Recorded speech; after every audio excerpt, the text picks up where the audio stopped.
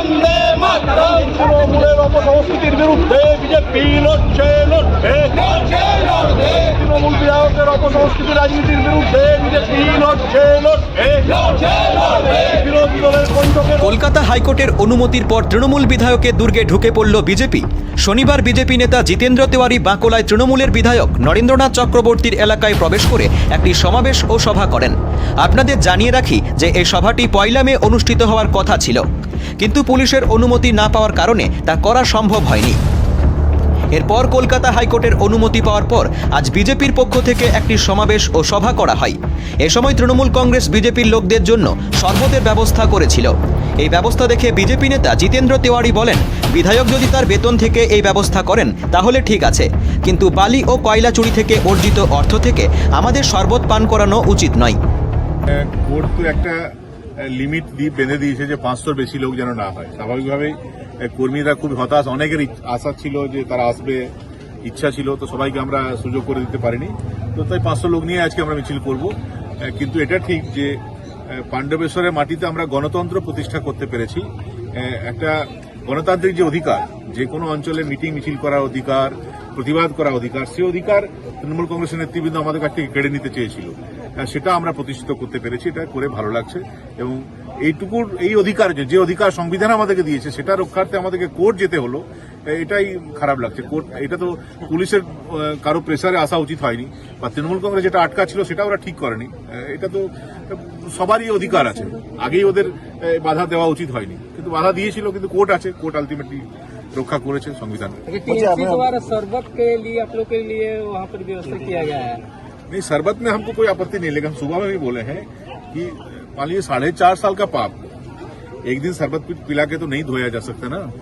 मान लीजिए कम से कम हमारा 8 पार्टी ऑफिस 2021 के बाद बुलडोजर लगा के तोड़ दिया गया था। कम से कम हमारा 100 कार्यकर्ता को झूठा केस दिया गया था, पुलिस के द्वारा अरेस्ट कराया गया था। कम से कम 1000 गरीब आदमी जो विभिन्न कल कारखाना में पैच में काम करता था, उसको काम से बैठा दिया गया। 10 आदमी का कम से कम हमारा कार्यकर्ता का मौत हो गया। पहले उन लोग से जाकर थोड़ा माफी मांगे, उसके बाद शरबत पिलाए, कोई असुविधा नहीं है। और हम एक और रिक्वेस्ट किया कि शरबत जो बनाई है वो अपना एमएलए का जो सैलरी है उससे बनाइए। अभी शरबत में भी यदि कोयला चोर, बालू चोर का पैसा लगा होगा तो पीने में हम लोग असुविधा है। यदि अपना सैलरी से जो एमएलए के रूप में आपको वेतन मिलता है उससे यदि शरबत बनाइएगा और इस सब आदमी से माफी मांगेगा, हम लोग जरूर पिएंगे।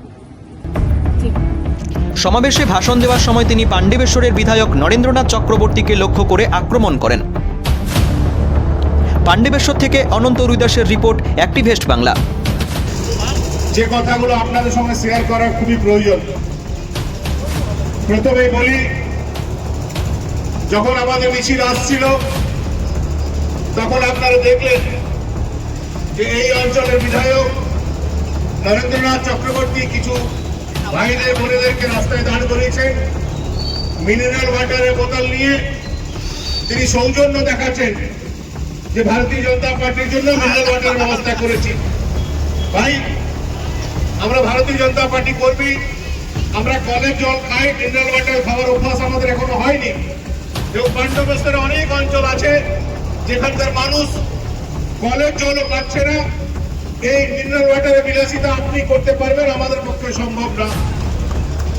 সকালে আমাকে কয়েকজন বললো যে দাদা, এই যে মিটিং করতে দেবে না বলেছিল, তারপরেও হাইকোর্টের নির্দেশে যেহেতু আপনাদের দল মিটিং করছে, এটাতে যার ও ফেস লস হয়েছে সেটা রিপেয়ার করার জন্য সে এই কাজগুলো করছে। আমি সকালেই বলেছিলাম যে নিশ্চয়ই সৌজন্যের রাজনীতি হওয়া উচিত, এটা তো আমরা চেয়েছিলাম 2021-এর পর থেকে। কিন্তু কোথায় ছিল এই সৌজন্য? 2021-এর নির্বাচনের ফলাফল পর থেকে, যখন প্রায় 8টা পার্টি অফিস আমাদের পাণ্ডবেশ্বরের বিভিন্ন অঞ্চলে জেসিবি লাগিয়ে আপনি ঘুরিয়ে দিয়েছিলেন, সেদিন আপনার এই সৌজন্য কোথায় ছিল? আপনি প্রায় 100 জন আমাদের কর্মী যারা আমাদের দলের হয়ে কাজ করেছিল বলে মিথ্যা মামলায় তাদেরকে অ্যারেস্ট করে জেলে পাঠিয়েছিলেন, সেদিন আপনার সৌজন্য কোথায় ছিল? প্রায় 1000 কর্মী, গরিব কর্মী যারা বিভিন্ন পেশে কাজ করত, তাদেরকে যেদিন কাজ থেকে বসিয়ে দিয়েছিলেন, সেদিন আপনার সৌজন্য কোথায় ছিল? প্রায় 10 জন আমাদের কর্মী আপনাদের অত্যাচারে মারা গেল, সেদিন আপনার সৌজন্য কোথায় ছিল? সেই দিন আপনি সৌজন্য দেখাতে পারেননি, তাহলে আজকে এই সৌজন্য নাটক করে লাভ নেই। তারপরে আমরা বলেছিলাম যে আপনি শুধু একবার বলুন যে যে জল বা শরবতের ব্যবস্থা আপনি করেছেন, এটা আপনার বিধায়ক হিসাবে যে বেতন, সেই বেতনের পয়সায় করেছেন, নিশ্চয়ই আমরা গ্রহণ করব।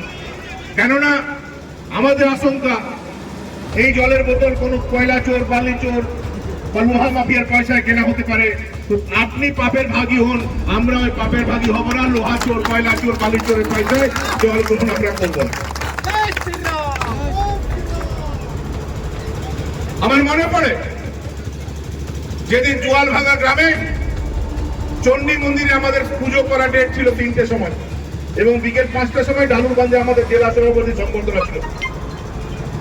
সেদিন 12টার সময় আমাকে ছেলেরা ফোন করলো, তো দাদা বিধায়কের ফোন এসেছিল, তৃণমূল কংগ্রেস কর্মীদেরকে বলেছে তোমাদের গ্রামে যদি জিতেন্দ্র তেওয়ারি ঢুকেছে তাকে কালো পতাকা দেখাতে হবে, তাকে গো ব্যাক করতে হবে। আমি বলেছিলাম চিন্তা করিস না, আজকে আমি যাবই না। এই ঠাকুরের